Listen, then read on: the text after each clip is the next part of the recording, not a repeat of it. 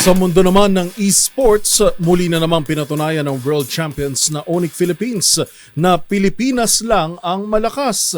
Pagdating sa Mobile Legends Bang Bang, nakuha kasi nito ang kampyonato sa Snapdragon Pro Series matapos talunin ang counterpart nitong Onyx Indonesia sa nasabing finals. Ang mga detalye sa report ni Matchpoint, Mili Borja. Muling pinatunayan ng Onyx Philippines ang kanilang lakas matapos talunin ng Onyx Indonesia sa isang malinis na 4-0 sweep sa Grand Finals ng Mobile Legends Bang Bang Snapdragon Pro Series Season 6 Challenge Finals. Sa pangunguna ni King Kong Perez, na ay uwi ng Onyx PH ang $65,000 grand prize at unang MLBB Championship ngayong taon. Bagamat dominante ang Onyx Philippines sa finals, hindi naging madali ang kanilang paglalakbay patungo sa kampyonato. Tinapos nila ang Group A bilang second seed bago dumaan sa playoffs, kung saan tinalo nila ang RRQ Hoshi, Team Falcons Philippines at Team Liquid ID upang makapasok sa championship round. Ang panalong ito ay dagdag sa sunod-sunod na tagumpay ng Onyx PH,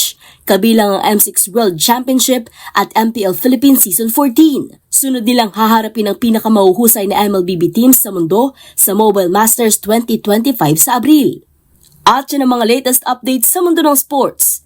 Para sa MBC TV Network News, ito si Mili Borja ng DZRH TV, una sa Pilipinas, una sa Pilipino.